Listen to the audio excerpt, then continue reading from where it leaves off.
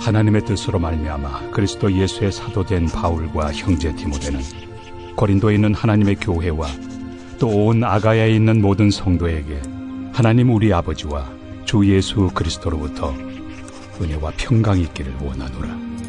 찬송하리로다. 그는 우리 주 예수 그리스도의 하나님이시요 자비의 아버지시요 모든 위로의 하나님이시며 우리의 모든 환난 중에서 우리를 위로하사 우리로 하여금 하나님께 받는 위로로서 모든 환난 중에 있는 자들을 능히 위로하게 하시는 이시로다. 그리스도의 고난이 우리에게 넘친 것 같이 우리가 받는 위로도 그리스도로 말미암아 넘치는도다. 우리가 환난 당하는 것도 너희가 위로와 구원을 받게 하려는 것이요 우리가 위로를 받는 것도 너희가 위로를 받게 하려는 것이니 이 위로가 너희 속에 역사하여 우리가 받는 것 같은 고난을 너희도 견디게 하느니라. 너희를 위한 우리의 소망이 견고함은 너희가 고난에 참여하는 자가 된 것 같이 위로에도 그러할 줄을 알미라. 형제들아, 우리가 아시아에서 당한 환난을 너희가 모르기를 원하지 아니하노니 힘에 겹도록 심한 고난을 당하여 살 소망까지 끊어지고 우리는 우리 자신이 사형 선고를 받은 줄 알았으니 이는 우리로 자기를 의지하지 말고 오직 죽은 자를 다시 살리시는 하나님만 의지하게 하심이라. 그가 이같이 큰 사망에서 우리를 건지셨고 또 건지실 것이며 이후에도 건지시기를 그에게 바라노라. 너희도 우리를 위하여 간구함으로 도우라. 이는 우리가 많은 사람의 기도로 얻은 은사로 말미암아 많은 사람이 우리를 위하여 감사하게 하려 함이라.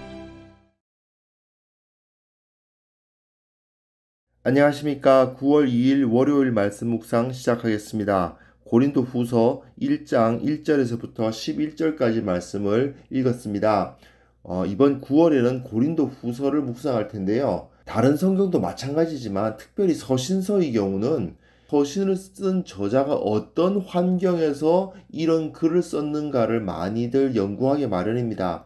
하지만 바울이 왜 고린도 후서를 기록하게 되었는가, 어떤 환경에서 기록하게 되었는가, 이것을 다루기는 사실은 좀 쉽지는 않습니다. 왜냐하면 사도행전에 나와 있지 않은 바울의 행적에 대한 추론이 필요하고요. 우리에게 지금까지 전해져 내려오고 있지 않은 바울이 썼을 편지, 바울이 고린도에 썼을 것으로 추정되는 편지가 있는 거죠. 지금까지 내려오고 있는 게 아니고요. 어떤 편지를 썼을 거야, 이런 논의들이 이어지게 되거든요.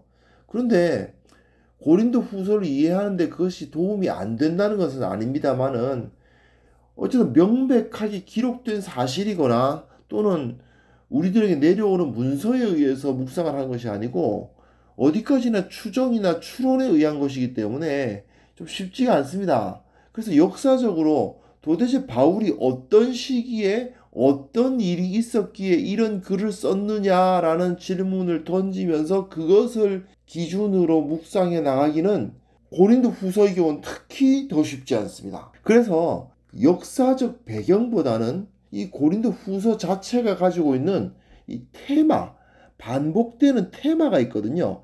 이 테마를 중심으로 해서 한번 묵상을 해 보았으면 합니다. 고린도 후서가 가진 주제라고 해도 좋고 테마라고 해도 좋은데 환난입니다. 환난, 어려움, 고통, 그것이 바로 고린도 후서의 테마라고 할 수 있습니다. 그런데 고린도 후서에서는 이 환난이 위로, 기쁨, 감사, 능력, 사랑, 이런 좋은 것들, 긍정적인 것들을 가지고 이 환난이 설명이 돼요. 마치 환난이라는 작용에 대해서 기쁨, 위로, 감사, 능력, 사랑 등등의 좋은 것들이 반작용이 일어나는 것과 같은, 환난이라는 동전의 한쪽 면과 또한 위로, 기쁨, 감사, 능력 등등의 하나님의 은혜에 해당되는 동전의 다른 쪽 측면이 있는 것과 같은 그런 모습이 이 고린도 후서에서는 계속 나타납니다. 이런 면을 한번 관심을 가지고 묵상을 해보았으면 좋겠습니다. 1절, 2절을 살펴보시면 바울이 자기 자신을 그리스도 예수의 사도라고 고백하고 있는데요. 특별하진 않습니다만은 이 바울이라는 사람이 예수님과 자신을 동일시하고 있다는 것을 금방 알 수가 있습니다. 바울이 이후에 설명하는 자신의 상황에 대해서 예수님께서 걸으셨던 그 고난의 길과 자신이 걸어가고 있는 이 길을 동일시하고 있다는 것은 분명해요. 그리고 이 자의식 때문에 자기가 이런 고난을 당하는 것이 어떤 의미를 가지고 있는가를 바라보고 있습니다. 힘들다, 괴롭다가 아니고 오히려 예수님과 같은 고난을 당하는 것을 영광스럽게 생각하고 있는 거죠. 3절부터 7절까지 보시면요. 제가 색깔로 좀 표시를 해놓았습니다만은 이 위로라는 단어가 굉장히 자주 등장합니다. 3절에 한 번, 4절엔 3번이나 나오고요. 5절에도 한 번 나오죠. 6절에는 4번 나옵니다. 7절에도 한 번 나오고요. 위로가 계속 반복되죠.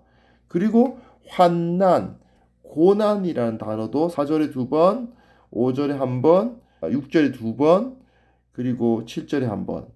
이 환난, 고난을 배경으로 위로라는 단어가 계속 반복되고 있습니다. 환난, 고난은 고린도 후서 전체의 키워드라고 할 수 있다면 위로라는 단어는 이 단락에서 계속 나오면서 굉장히 강조해주고 있는 거죠. 고린도 후서를 시작하면서 바로 환난에 대해서 언급을 합니다.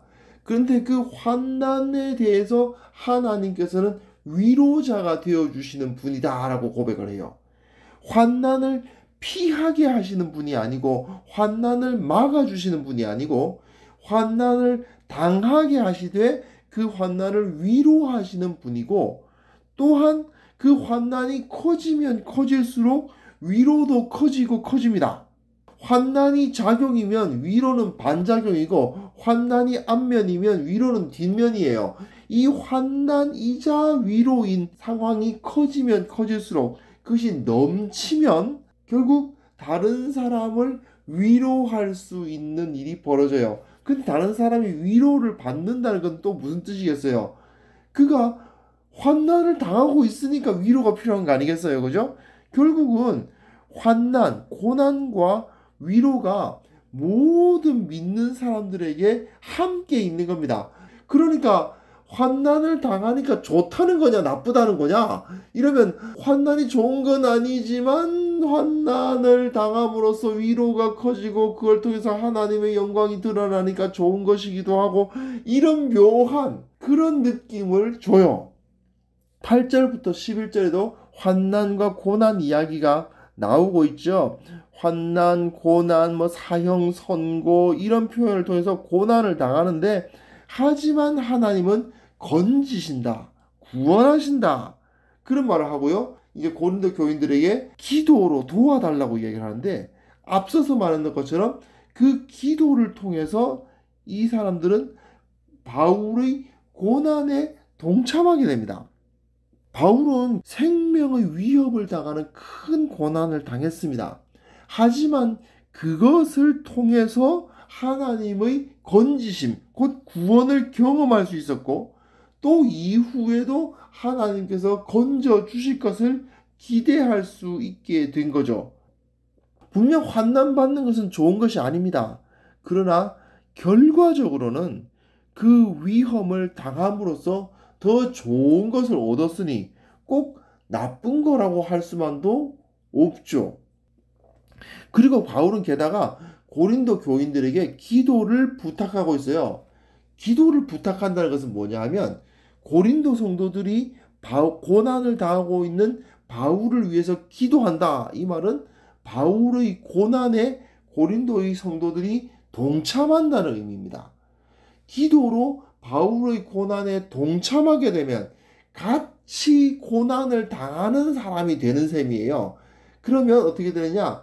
같이 고난을 당하니까 같은 위로, 같은 감사를 누리게 되는 겁니다.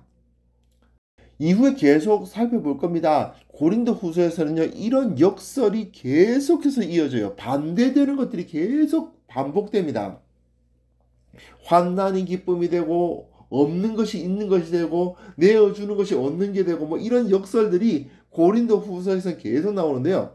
근데 사실 이 역설이라는 게 십자가에서 시작되고 완성된 거 아닙니까?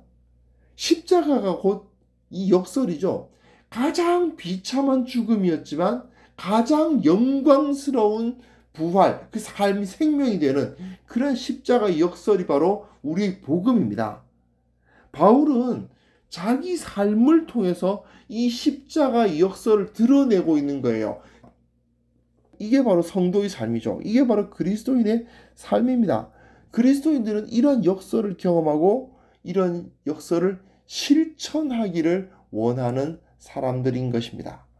그래서 예수님의 사도들은 예수님께서 부활하시고 승천하신 이후에 공회에 끌려가서 매를 맞고 고난을 당했을 때에 하나님께서 자신들을 예수님의 이름을 위하여 능욕받는 일에 합당한 자로 여겨주셨다는 것 때문에 기뻐했어요. 야, 내가 예수님처럼 능력을 받다니 어떻게 이런 영광이 이렇게 기뻐하면서 공회를 떠났다는 기록이 사도행전 5장 41절에 나와 있습니다. 이런 놀라운 역설을 실제로 체험하는 우리 모두가 되었으면 합니다. 물론 환난받아야 된다, 고난받아야 된다 이런 말 하기 쉽지 않습니다. 하지만 사실 우리의 삶 가운데 신앙 지키고 살려다 보면 어려움을 당하지 않을 수가 없죠. 뭔가 손해보는 것이 있고 무언가 그 가운데서 포기해야 될 것이 있는데, 그러나 그 가운데에서 하나님께서 채워주시는 위로와 감사와 능력과 사랑과 기쁨, 그런 것들을 실제로 우리는 체험할 수 있습니다. 이 고린도 후서를 묵상하는 9월 동안에 그러한 이 놀라운 역설을 실제로 체험할 수 있는 그러한 귀한 성도님들이 되셨으면 합니다. 그리고 또한 주님께서 다시 오실 그날까지, 내가 주님 앞에 서는 그날까지 이러한 역설의 삶을 살아가는 우리 모두가 되었으면 합니다. 하나님 아버지, 십자가의 역설에 대해서 묵상해 봅니다. 주님께서 이 역설적인 삶으로 우리를 불러주셨는데 우리가 두려움 없이 그 길을 걸어가는 자들 되게 하여 주옵소서. 어려움 당하고 힘들 때마다 오히려 주님께서 내 곁에 계셔서 나를 위로해 주신다는 사실을 기뻐하고 즐거워하는 자들 다 될 수 있도록 주님께서 이끌어 주옵소서. 예수님의 이름으로 기도합니다. 아멘.